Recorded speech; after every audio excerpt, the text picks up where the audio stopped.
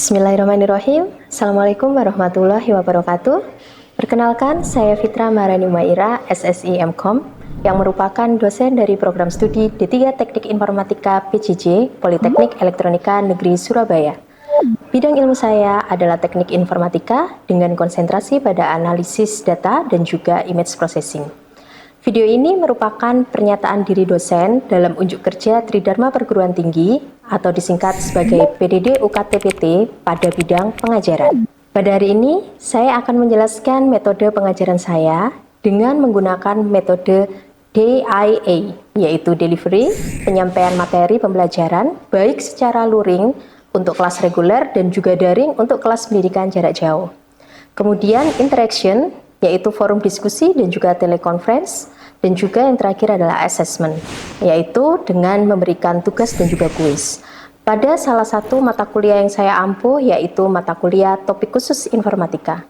Mata kuliah topik khusus informatika berbobot 2 SKS, dan bahasa pengantar yang digunakan adalah bahasa Indonesia. Mata kuliah ini membahas perkembangan terbaru dalam dunia informatika melalui eksplorasi topik-topik mutakhir yang relevan dengan kebutuhan sistem teknologi saat ini. Mahasiswa akan mempelajari berbagai konsep, metode, dan teknologi yang sedang berkembang pesat, meliputi visualisasi data untuk komunikasi informasi yang efektif, kemudian analisis sentimen untuk interpretasi opini sistem berbasis teks, dasar-dasar dan penerapan data science serta machine learning, pendekatan agile dalam pengembangan perangkat lunak modern, prinsip DevOps dan praktik CI/CD untuk integrasi dan pengiriman perangkat lunak yang efisien, eksplorasi teknologi blockchain dan penerapannya di berbagai sektor, pengenalan teknologi low-code untuk percepatan pengembangan aplikasi, konsep dan aplikasi Internet of Things atau IoT, serta edge computing dalam sistem terdistribusi, pemahaman model layanan komputasi awan seperti software as a service, infrastruktur as a service, dan platform as a service, dan pengelolaan layanan mikro dengan Kubernetes. Melalui pendekatan teoritis dan praktis, mahasiswa akan dilatih untuk memahami dan menerapkan teknologi terkini guna mendukung inovasi dan transformasi digital. Proses pembelajaran adalah pembelajaran kolaboratif, diskusi, dan penugasan berupa studi kasus. Lama pembelajaran pada mata kuliah ini adalah 16 pekan yang terdiri dari 14 pekan pembelajaran, 1 pekan evaluasi tengah semester, dan 1 pekan ujian akhir semester. Evaluasi pembelajaran terdiri dari tugas dan kuis sebanyak 20%, kerja kelompok dan keaktifan dengan bobot 20%, ETS 25%, UAS 25%, dan kehadiran 10%. Sehingga bobot total penilaian adalah 100%. Demikian informasi yang dapat disampaikan untuk mata kuliah topik khusus informatika, serta berikut adalah cuplikan dari proses pembelajaran yang saya laksanakan secara sinkronus tatap muka di ruang kelas. Selamat menyaksikan. Bismillahirrahmanirrahim. Assalamualaikum warahmatullahi wabarakatuh. Waalaikumsalam warahmatullahi wabarakatuh. Ya, selamat pagi teman-teman. Pagi Bu. Gimana kabarnya semuanya? Baik? Alhamdulillah baik. Alhamdulillah ya. Oke teman-teman. Ini mungkin tadi habis ada mata kuliah sebelumnya ya. Ini adalah mata kuliah kedua. Ini baik, untuk mata kuliah selanjutnya itu adalah tentang topik khusus informatika. Karena teman-teman ini adalah mahasiswa di semester akhir ya di D3 ini. Gak kerasa ya teman-teman sudah 6 semester di sini. Jadi ini adalah mata kuliah, istilahnya dalam tanda kutip adalah mata kuliah pamungkas gitu ya. Jadi di topik khusus ini kita akan mempelajari tentang topik-topik yang mungkin selama ini masih belum dipelajari di mata kuliah sebelumnya. Nah, kita highlight di sini. Oke, baik. Seperti biasa di pertemuan pertama ini yang saya akan paparkan itu adalah tentang kontrak kuliah gitu ya. Jadi kontrak kuliah untuk mata kuliah topik khusus informatika adalah sebagai berikut ya. Nah, dosen pengampunya hanya saya saja di semester ini, kebetulan ya di semester 6 ini. Jadi insya Allah ya karena kita sudah sering ketemu di mata kuliah sebelumnya, insya Allah teman-teman sudah tahu profil saya itu dan ruangan saya di mana juga sudah tahu ya. Ini nomor HP yang bisa dihubungi dan silakan menghubungi saya apabila ada yang ingin didiskusikan seperti itu ya. Kemudian jadwal kuliah kita di hari Selasa ya. Jadi di hari Selasa kita akan bertemu seperti ini secara luring ya, di tempat ini juga insya Allah ya, kalau tidak ada perubahan, selama 16 pertemuan, seperti itu ya. Kemudian seperti biasa ya, kalau pertemuan pertama kita akan membahas tentang RPS, topik khusus informatika. Ini nanti slide-nya akan saya sharekan, silakan nanti untuk RPS-nya bisa diakses di link berikut, gitu ya. Terus kemudian ini sudah saya rangkumkan sebenarnya ya dari RPS tersebut. Kira-kira pertemuan kita nanti seperti apa sih ya. Jadi ini sudah saya kasih tanggal juga dan saya highlight yang hari libur gitu ya, hari libur nasional. Jadi teman-teman nanti barangkali pas ada hari libur nasional, nanti tolong ya, minta tolong nanti PJ mata kuliahnya itu diingatkan untuk pengganti mata kuliah seperti itu ya. Ada 3 pokok pembahasan di mata kuliah topik khusus informatika. Yang pertama itu adalah perkembangan analisis data, kemudian perkembangan software development, kemudian perkembangan teknologi jaringan komputer dan internet, seperti itu ya. Kemudian di topik perkembangan analisis data dibagi lagi menjadi subtopik gitu ya. Mulai minggu pertama sampai dengan minggu keempat kita akan belajar tentang data visualization, kemudian sentiment analysis, kemudian juga data science, kemudian machine learning.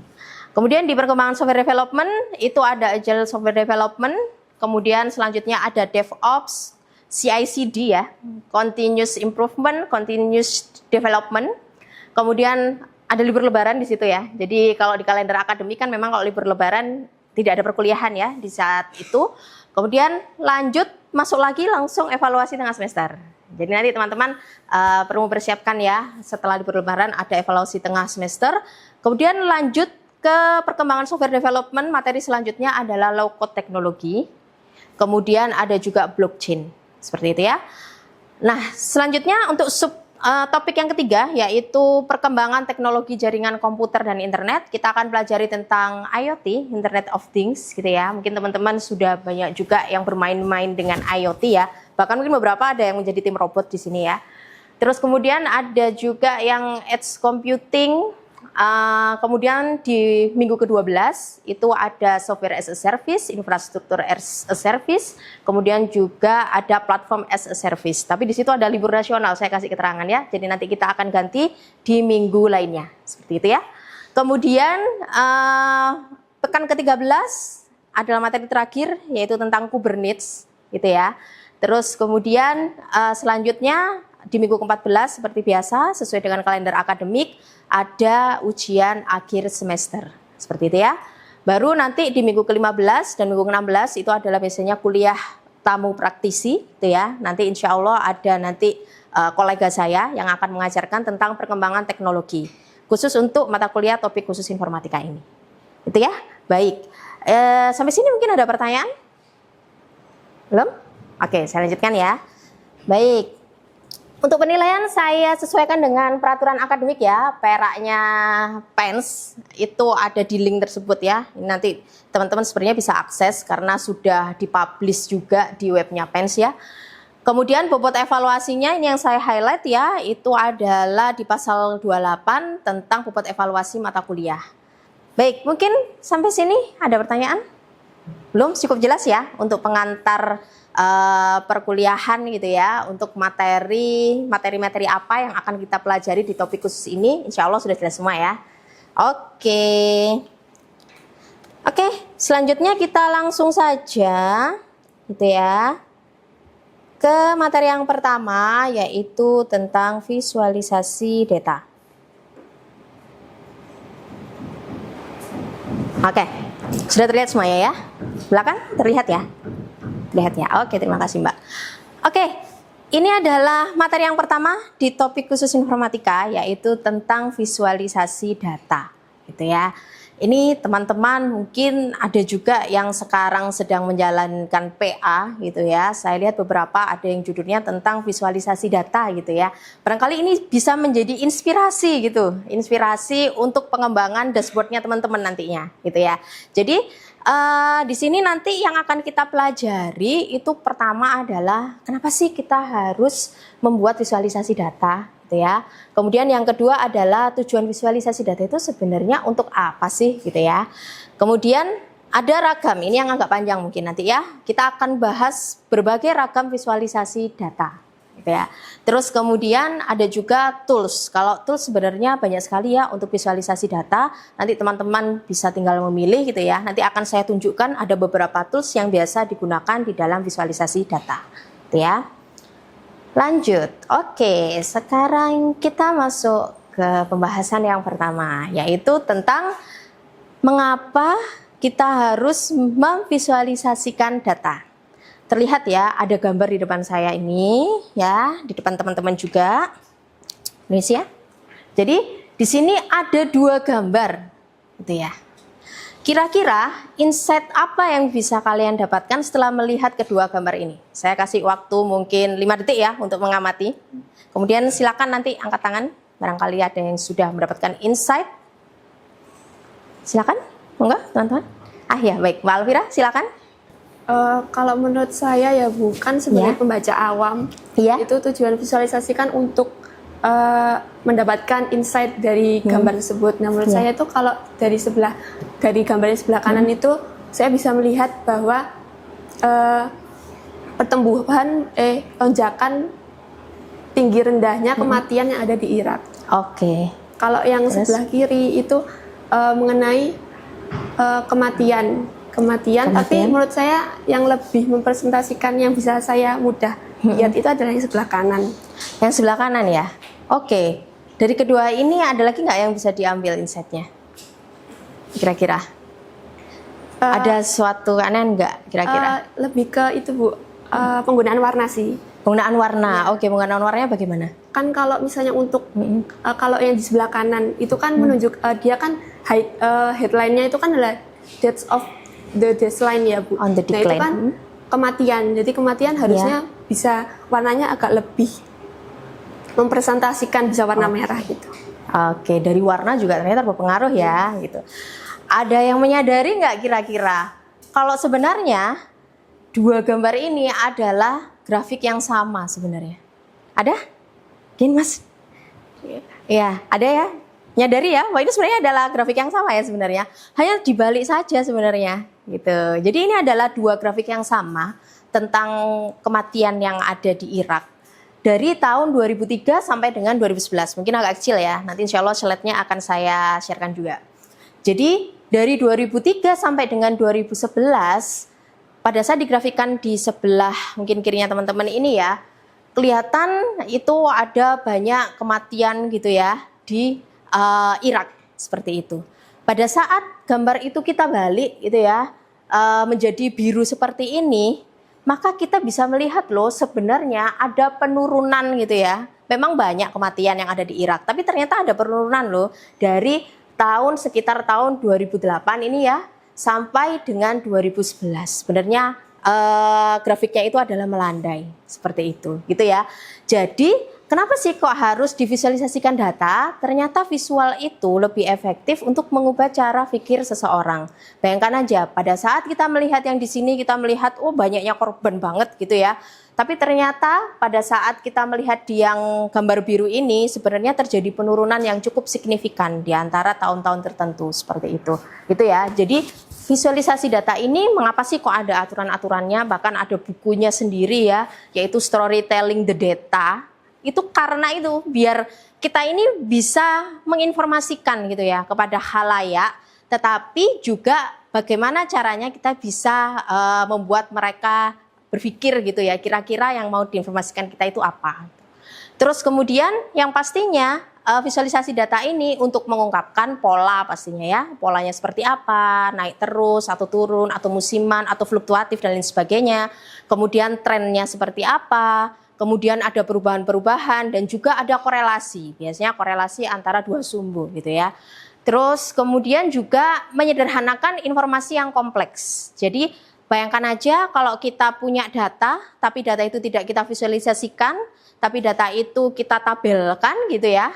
Nah di tabel tersebut kita nggak tahu mana nilai yang maksimal, trennya bagaimana dan lain sebagainya. Maka perlu yang dinamakan visualisasi data, seperti itu ya. Oke, saya lanjutkan ya.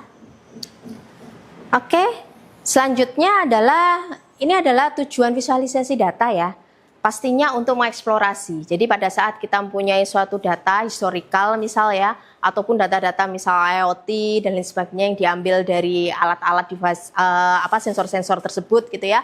Maka kita ingin mengeksplor trennya itu seperti apa gitu ya, ataukah naik, ataukah turun dan lain sebagainya. Kemudian untuk menganalisis pastinya, biasanya lebih ke analisis awal ya, jadi bukan analisis mendalam. Mungkin teman-teman kalau pernah belajar di statistika dan probabilitas kemarin ya, analisis itu dibagi menjadi dua ya, ada analisis secara deskriptif, ada analisis secara inferensia gitu ya. Nah, visualisasi data ini itu merupakan analisis yang pertama, yaitu analisis secara deskriptif gitu ya. Jadi kita ingin tahu nih nilai antara anak-anak yang sebelum ikut bootcamp dikasih pretest gitu ya, dan setelah ikut bootcamp. Jadi misalnya saya coba menulis ya. Ini kita punya data nih. Datanya itu pretest, anak yang ikut bootcamp dan post-test gitu. Nah, misal di sini ada 84, di sini tiba-tiba dia turun menjadi 74. Terus kemudian di sini 88, ada yang jadi 100, misal seperti itu ya. Ada yang dia 45, oh ternyata jadi 100 dan lain sebagainya. Kalau hanya data gini aja, saya yakin kita akan butuh, mungkin kalau kesulitan terlalu sulit tidak juga ya, tetapi butuh waktu lebih lama gitu ya untuk bisa mencerna data ini dalam tabel. Tapi pada saat kita visualisasikan gitu ya, maka kita akan tahu trennya seperti apa. Oh, siswa yang pertama gitu ya, ternyata dia ini trennya menurun. Kemudian yang kedua itu ternyata naik gitu ya. Terus kemudian selanjutnya itu juga naik dan lain sebagainya. Kita bisa melihat di sini nilai post-testnya, oh ternyata nilai post-testnya rata-ratanya dia sebarannya normal atau tidak, misalnya seperti itu. Itu juga bisa dilihat dengan visualisasi data. Itu untuk yang menganalisis, tapi analisis lebih awal ya, kalau yang di visualisasi data. Kemudian yang pastinya untuk mempresentasikan ya. Suka nggak lihat infografis? Suka ya?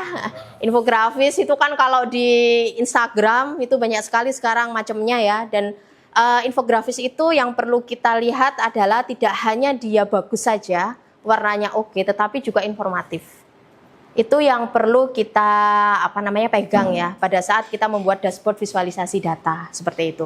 Kalau saya lihat kan teman-teman juga TA-nya juga banyak yang di aplikasinya gitu ya, di dashboardnya teman-teman memvisualisasikan seperti itu ya. Nah, itu juga perlu ilmu-ilmu tentang visualisasi data. Seperti saya tadi bilang ya, ada buku tersendiri yang menceritakan tentang visualisasi data dari A sampai Z. Bahkan warna aja ditentukan. Seperti tadi ya, ternyata kata Mbak Alvira warna berpengaruh loh gitu ya.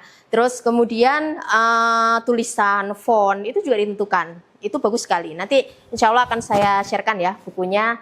Nanti akan saya sediakan link biasanya ya di akhir perkuliahan gitu. Kemudian saya sharekan ke PJ.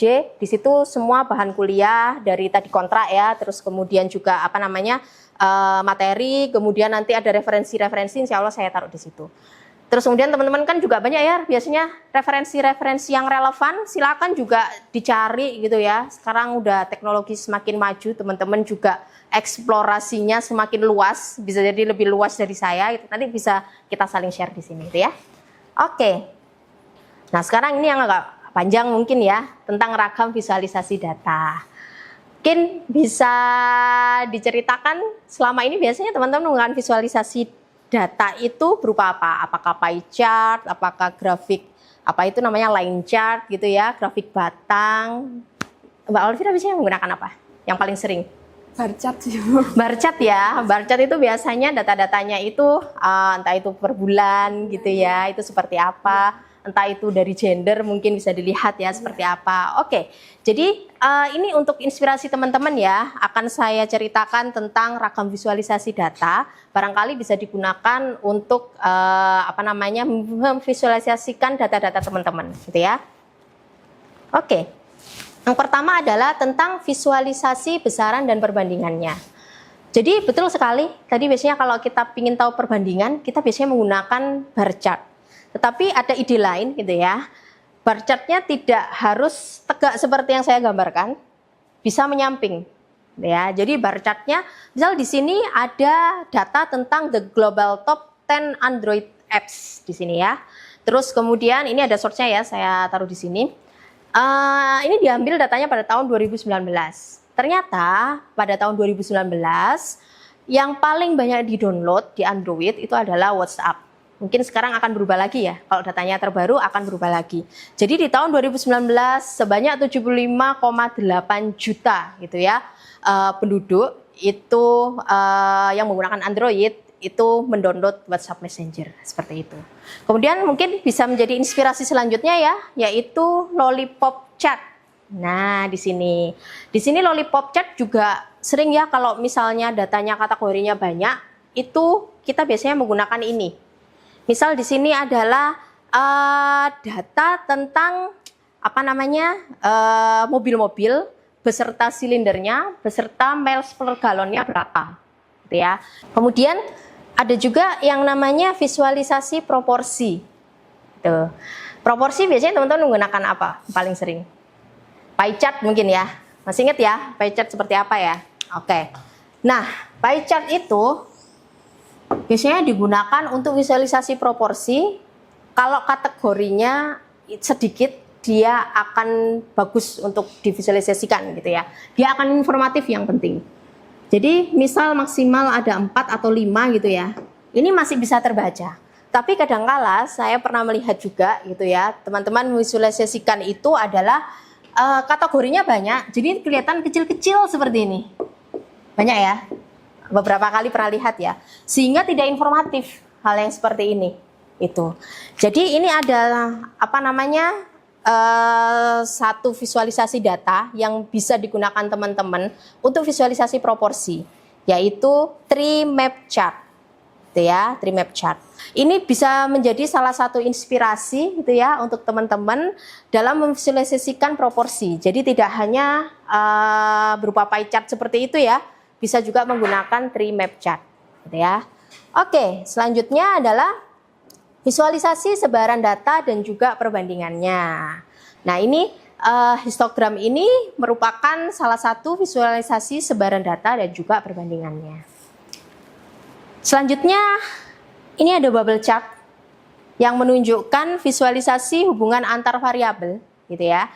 Jadi di sini ada apa namanya startup di US, gitu ya. Terus kemudian dilihat valuation-nya berapa. Nah, yang biru ini adalah startup-startup yang ada di Silicon Valley. Sedangkan yang abu-abu itu di lainnya, di tempat lainnya, seperti itu ya.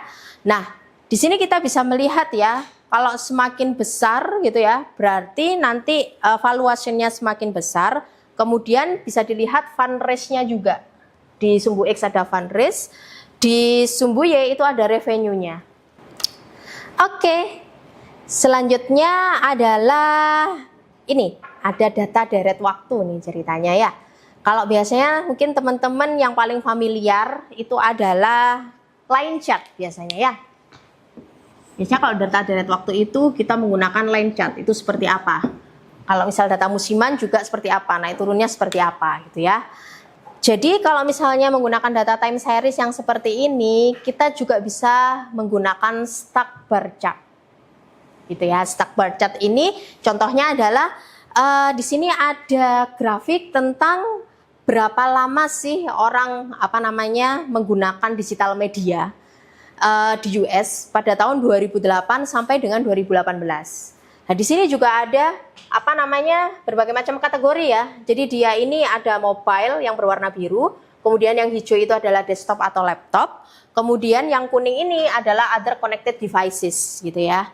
Jadi di sini menunjukkan berapa rata-rata jam gitu ya, rata-rata jam per hari yang digunakan orang-orang untuk menggunakan mobile di tahun tersebut.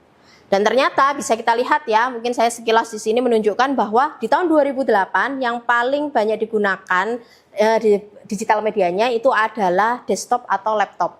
Ditunjukkan dari warna hijau ini. Ya. Nah, terus kemudian di tahun 2018 ternyata perangkat mobile. Ini tentang visualisasi geospasial. Ini mungkin kalau teman-teman ingat dulu waktu pandemi ya. Pandemi itu hampir tiap hari saya itu kadang menunggu juga gitu ya di Instagramnya apa itu namanya Pemprov Jatim. tiap hari itu diupdate data-data tentang ini visualisasi yang terserang COVID itu di daerah-daerah. Tapi waktu itu kan di Jawa Timur gitu ya. Yang paling banyak mana sih gitu. Kalau yang warnanya semakin gelap, dulu Surabaya itu sempat hitam. Saya ingat sekali. Surabaya itu sempat hitam karena sudah banyak sekali kasus gitu ya. Banyak sekali waktu itu korban COVID-19 gitu ya. Terus kemudian yang kuning itu kalau nggak salah daerah-daerah di Ponorogo atau mana, saya juga agak lupa. Jadi dulu itu tiap hari saya melihat Instagram Pemprov Jatim itu untuk tahu update datanya itu seperti apa. Nah ini digunakan juga gitu ya di worldometers.info tentang coronavirus. Ini sebenarnya datanya berjalan ya. Nanti teman-teman bisa mengakses di link ini ya. Datanya berjalan. Itu dilihat daerah mana sih yang dia itu semakin besar atau semakin kecil. Ini kebetulan yang saya highlight adalah di United States of America gitu ya. Jadi di Amerika itu ternyata total kasusnya itu sebanyak 23 juta. Sampai seperti itu ya, yang zaman dulu ya. Tapi alhamdulillah kita sudah melewatinya gitu ya. Insya Allah semuanya sehat ya. Walaupun sekarang juga ada surat edaran di beberapa daerah bahwa COVID sudah mulai ada lagi gitu ya. Tolong dijaga kesehatannya gitu sih ya. Oke, ini mungkin kita flashback kembali tentang coronavirus gitu ya. Ini datanya seperti ini. Oke, ini the last but not least visualisasi aliran dan jaringan gitu ya. Misal seperti itu. Ini visualisasi aliran dan jaringan ini bisa digunakan untuk pengambilan keputusan awal atau urgent ya. Pada saat ini kan pada saat pandemi ya ceritanya. Jadi pada saat ada Linda terserang COVID, udah langsung WFH aja daripada nanti terserang semuanya. Seperti itu. Ini adalah salah satu contohnya untuk visualisasi data, rakam visualisasi data ya. Kalau toolsnya bisa bermacam-macam ya. Mungkin teman-teman ada yang tahu Tableau ya. Mungkin Tableau, angkat tangan ada yang tahu Tableau ya. Power BI ada? Ada belum ya? Power BI itu punyanya Office ya. Saya juga beberapa kali menggunakan Power BI, bagus juga ya. Tapi mungkin tergantung sih ya kenyamanan ya. Mungkin yang powerful yang banyak digunakan instansi itu memang Tableau biasanya ya. Terus Power BI juga sering, Excel itu juga bisa ya untuk visualisasi data. Kemudian Python itu bisa dengan sedikit script gitu ya. Terus kemudian Minitab, kemudian Setra ini banyak sekali ya. Mungkin Mbak Alvin waktu itu pakai apa ya? Metabase ya? Metabase. Enggak, Metabase itu ya. Oke, ini yang lagi mengembangkan untuk PA-nya ya, itu tentang menggunakan Metabase. Nah, semoga ini teman-teman kan di semester akhir ya, semoga materi tentang visualisasi data ini itu menjadi inspirasi teman-teman gitu ya. Kira-kira nanti di dashboard aplikasinya teman-teman digunakan visualisasi apa ya? Jangan sampai salah pilih gitu ya. Dalam tanda kutip salah pilih. Contoh seperti tadi di pie chart ini ya. Pie chart ini ternyata kalau kategorinya terlalu banyak, dia malah bukannya informatif, malah nggak kebaca gitu ya, persentasenya berapa, kadang-kadang warnanya mirip-mirip dan lain sebagainya. Kemudian pemilihan warna cukup penting ya. Nanti insya Allah saya sharekan buku tentang storytelling the data, silakan langsung dipakai itu ya, kebetulan saya punya e-booknya, silakan langsung dipelajari untuk pengetahuannya teman-teman gitu ya. Oke, yang terakhir saya terima kasih sudah mengikuti kuliah ini. Kalau absen nanti biasa saya buka di etol ya, di akhir nggak apa-apa ya, di akhir ya untuk absennya. Terus kemudian juga saya ada satu tugas, nanti saya posting di etol juga, nanti teman-teman silakan mengakses etolnya. Ada kaitannya dengan visualisasi data gitu ya. Nanti kalau misal ada pertanyaan bisa langsung hubungin saya, bisa melalui PG juga gitu ya. Baik, terima kasih teman-teman, semoga bermanfaat ilmunya. Mohon maaf kalau misal ada salah-salah kata dan perbuatan. Barakallah ya semuanya. Wassalamualaikum warahmatullahi wabarakatuh. Waalaikumsalam warahmatullahi wabarakatuh.